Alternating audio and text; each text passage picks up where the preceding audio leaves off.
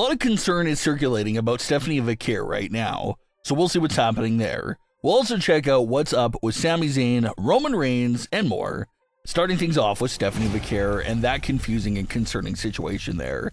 Stephanie's coming off a big triple threat win against Raquel Rodriguez and Nikki Bella. But when she was shown on the January 5th edition of Raw, Stephanie was in a walking boot, which did catch everyone by surprise because there was no word or report at all that Stephanie was nursing any injury.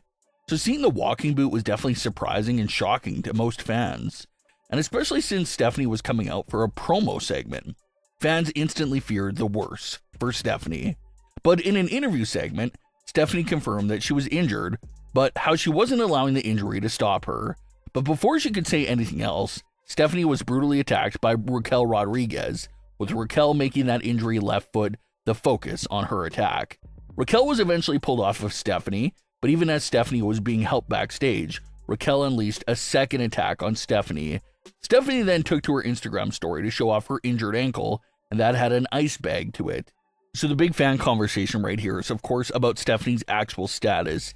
Is she actually seriously hurt? And will she miss any time away from the ring? Or is this simply a storyline angle to build sympathy for Stephanie and deepen her story with Raquel Rodriguez?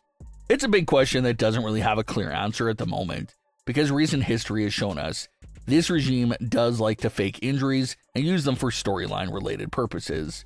Just look at Seth Rollins' fake injury that led to his cash-in, and Dominic's fake injury with his final match with John Cena.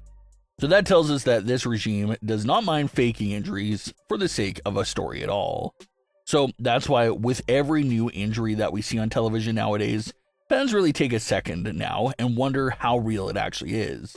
With Stephanie's situation, if it is a real injury, a good sign that it's not that serious is the fact that she did not relinquish the title right away. If Stephanie went out there and announced that she was dropping the title effective immediately, then there would be no conversation at all. The injury was real and serious. But the fact that she came out walking in the boot, said that it wasn't going to stop her, and did not drop the title in the segment, that does seem like a good sign that it's something she will bounce back from in a few days. So they decided to keep the title on her maybe. But at the same time, the concerning part is definitely the attack from Raquel Rodriguez. That was certainly designed to write Stephanie off of television for an unknown amount of time. And the big question that still remains is, if Stephanie is being written off for a few weeks, only while she recovers from a minor injury, and they'll let her keep the title still in her possession, or if they attacked her and wrote her off because they're stripping her of the title next week. That's another possibility, because that's maybe the narrative they were going for, that Stephanie initially wanted to push through the injury and keep fighting, but what Raquel did fully took her out for good, and she has no choice now but to give up the title. It's similar to how they handled Seth's situation a few months ago. They had their Brawns unleash a brutal attack on Seth Rollins, and the following week, they stripped Seth of the title. So even though Stephanie did not drop the title on this episode of Raw, she's not exactly out of the woods yet. Next week's Raw should give us a better indication of what exactly they're doing here with Stephanie. If they're going to allow her to keep the title while she recovers for a few weeks, or if they're going to strip her of the title, that answer should come very clear next week at the earliest. If Stephanie's going to be missing a lot of time, fans are already having conversation about the women's world title being cursed, because a lot of recent champions all had their title reigns interrupted by something. Rhea Ripley was having a great historically long title reign in 2024, but she was injured during a backstage segment and had to relinquish the title. Then, Naomi captured the world title and had to relinquish it due to her pregnancy announcement. And now we have this mysterious situation with Stephanie's injury. So fans have been talking about how something is going on with this title, and that the curse has to be broken. This is pretty much what fans were also saying about the Universal title a few years back, and it wasn't until Roman had his historically long reign with it where it felt like the curse was lifted. So that's what fans are now saying about the women's world title. Things are still unknown right now, but best case scenario is that it's just a little ankle sprain and they'll let Stephanie keep the title. We're actually seeing a similar situation right now with Dominic Mysterio. Dominic got injured over the holiday break, and they're apparently letting him hold on to his titles since he's expected back by the Royal Rumble. So hopefully it's a similar situation for Stephanie, something that's not that serious, and something that allows her to continue her title reign. WWE has reignited a narrative for Sami Zayn that's not exactly getting the warmest reception from fans. And this is, of course, the underdog narrative for Sami Zayn. In recent memory, Sami Zayn had a few different personas and characters.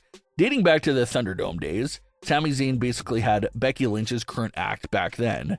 Sami Zayn was paranoid and said that everyone was out to get him and had all these conspiracy theories going on. And right after that, that's when he pitched a partnership with Roman Reigns. And that short-term storyline ended up actually becoming a long-term storyline. And after Sami Zayn left the bloodline and left Kevin Owens' side, we started seeing underdog Sami Zayn. And the height of this character had to be WrestleMania 40 in 2024. Sami Zayn was getting destroyed in the Intercontinental title match against Gunther, but Sami Zayn fought hard. They pushed the underdog narrative to the max, and Sami was able to pin and defeat Gunther on the WrestleMania stage for the Intercontinental title. You would think that'll be the perfect end to this underdog narrative, but here we are 2 years later, and it appears that they're still trying to tell us that Sami Zayn is an underdog. He came out for his first SmackDown of 2026 and told a touching story about his kid asking why they called John Cena the Never Seen 17. And Sami explained to them that it was because John Cena won the World Championship 17 times. And then Sami's kid asked him how many times Sami won the world title, and he told him the truth, 0 times. And it led to this whole speech from Sami Zayn about how he's going to overcome everything and become a world champion. It was great. It was a touching story and a great overall sense of direction for his promo, but the triggering part here for some fans is that Sami Zayn has been doing the same sort of promo for over 2 years now. And fans really don't know why and how you can continue to push this narrative that Sami Zayn is an underdog that has no big wins under his belt when he literally ended Gunther's historic Intercontinental title reign and pinned Gunther in the WrestleMania ring just 2 years ago. So everyone loves Sami Zayn, but a lot of fans are saying that it's time to drop the underdog narrative because that's the part that the fans are a little burnt out on. In terms of Roman Reigns related news, some big rumors have officially started circulating. Rumor has it that Roman Reigns is set for an imminent return to WWE television in the near future, and that it won't be on Monday Night Raw, that he'll be returning to SmackDown and making appearances over there on the Blue brand. If that turns out to be true, it only means one thing, that they really are going through with Roman versus Cody for WrestleMania 42. Last we saw Roman Reigns, he was having an intense conversation with Cody Rhodes following the War Games match, talking about how they're never going to team up again.